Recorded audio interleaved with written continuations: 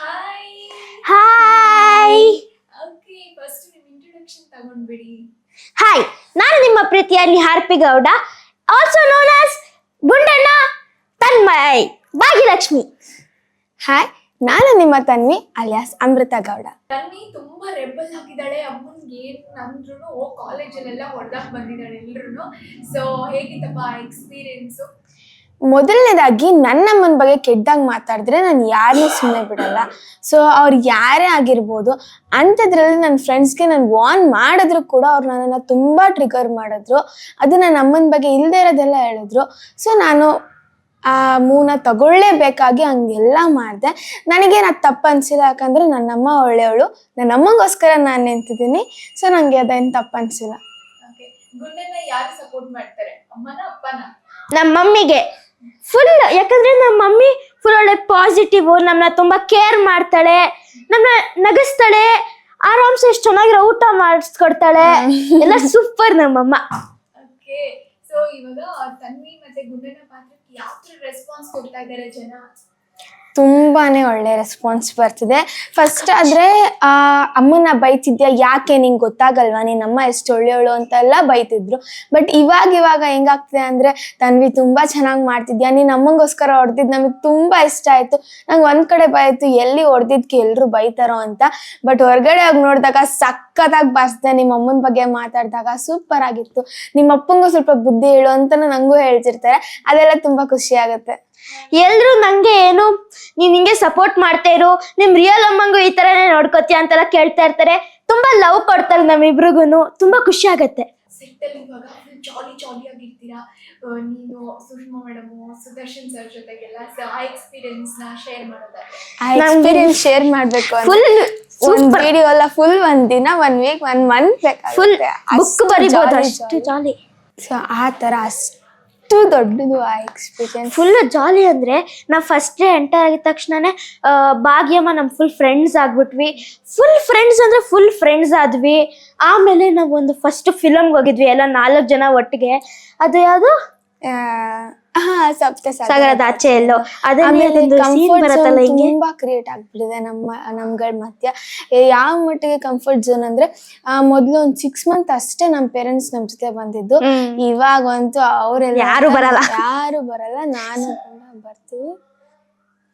ನಾನು ಗುಂಡ ಬರ್ತೀವಿ, ಶೂಟ್ ಮುಗಿಸ್ಕೊಂತೀವಿ. ಒಳ್ಳೆ ಕಂಫರ್ಟ್ ಝೋನ್ ಕ್ರಿಯೇಟ್ ಮಾಡಿಕೊಟ್ಟಿದ್ದಾರೆ ಅಮ್ಮ, ಡ್ಯಾಡಿ, ಆಮೇಲೆ ಅಜ್ಜಿ, ತಾತ ಎಲ್ಲರೂ ಅಷ್ಟೇ. ಪೂಜಾ ಚಿಕ್ಕಿ, ಶ್ರೇಷ್ಠ ಆಂಟಿ ಎಲ್ಲರೂ ತುಂಬ ಒಳ್ಳೆ ಕಂಫರ್ಟ್ ಝೋನ್ ಕ್ರಿಯೇಟ್ ಮಾಡಿಕೊಟ್ಟಿದ್ದಾರೆ. ನಾವು ಅವ್ರ ಜೊತೆ ಇದ್ದಾಗ ಬೇರೆಯವ್ರ ಜೊತೆ ಇದ್ದೀವಿ ಅಂತ ಅನ್ಸೋಕೆ ಇಲ್ಲ. ತುಂಬ ಚೆನ್ನಾಗಿ ನೋಡ್ಕೊತಾರೆ. ಸೊ ಅದರಿಂದಾಗಿ ತುಂಬ ಎಲ್ಲರೂ ರಿಯಲ್ ಲೈಫಲ್ಲಿ ಆಪೋಸಿಟ್, ರಿಯಲ್ ಲೈಫಲ್ಲಿ ಎಲ್ಲೋ ಆಪೋಸಿಟ್. ಯಾಕಂದ್ರೆ ಸೀರಿಯಲ್ ಅಲ್ಲಿ ಭಾಗ್ಯಮ್ಮ ಫುಲ್ ಸೈಲೆಂಟು, ಆದ್ರೆ ರಿಯಲ್ ಅಂದ್ರೆ ಫುಲ್ ವೈಲೆಂಟ್. ಭಾಗ್ಯಮ್ಮ ತಾಂಡೊಬ್ರು ಸೀರಿಯಲ್ ಅಲ್ಲಿ ವೈಲೆಂಟು, ಆದ್ರೆ ರಿಯಲ್ ಆಗಿ ಫುಲ್ ಕೈಂಡು, ಲವ್ವಿಂಗು, ತುಂಬಾ ಒಳ್ಳೆಯವರು. ಎಲ್ಲ ಅಷ್ಟೇ, ಎಷ್ಟು ಚೆನ್ನಾಗಿರತ್ತೆ ಗೊತ್ತಾ. ಎಲ್ಲರ ಹತ್ರ ನಗಿಸ್ತಾರೆ, ಮಾತಾಡ್ಸ್ತಾರೆ, ಆಟ ಆಡ್ತೀವಿ, ಈಚೆ ಕರ್ಕೊಂಡು ಹೋಗ್ತಾರೆ, ಎಲ್ಲ ಸೂಪರ್ ಆಗಿರತ್ತೆ ನಮ್ಗೆ.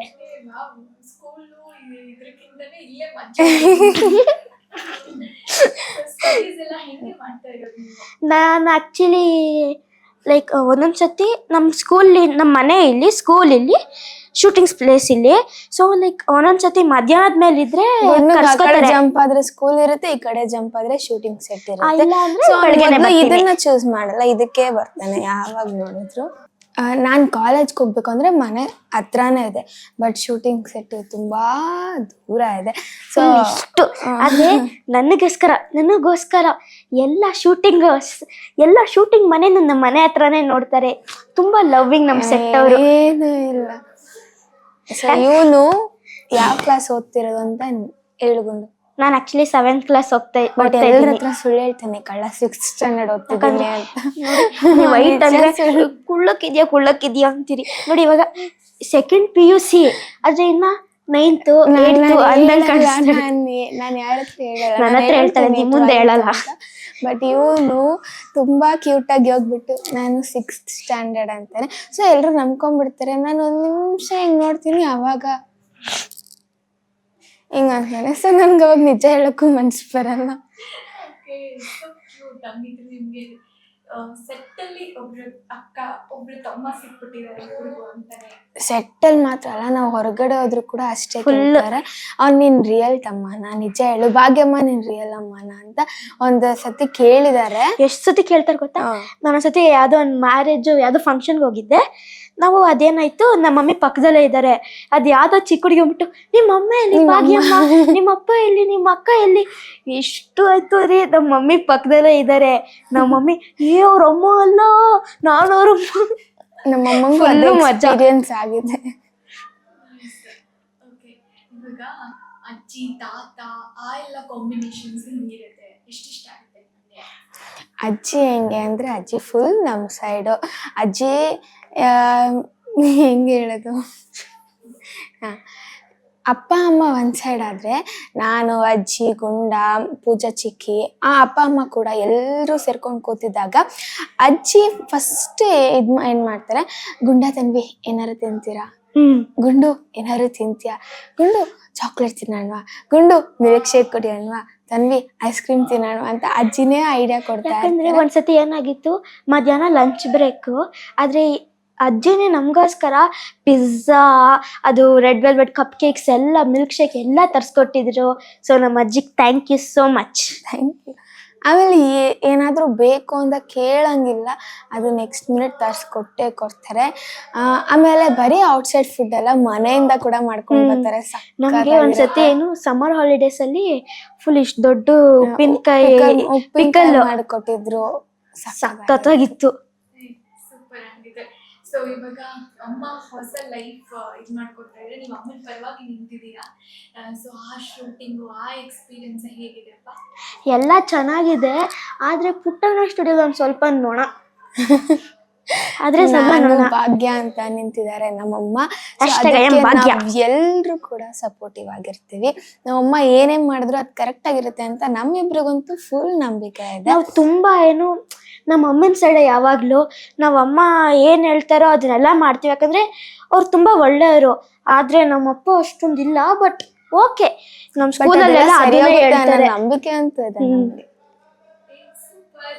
ನಿಮ್ಮನ್ನ ಈಗ ಇಷ್ಟಪಡುವಂತ ವೀಕ್ಷಕರಿಗೆ ಏನ್ ಹೇಳಕ್ ಇಷ್ಟಪಡ್ತೀರಾ? ಯಾಕೆ ನೋಡ್ಬೇಕು?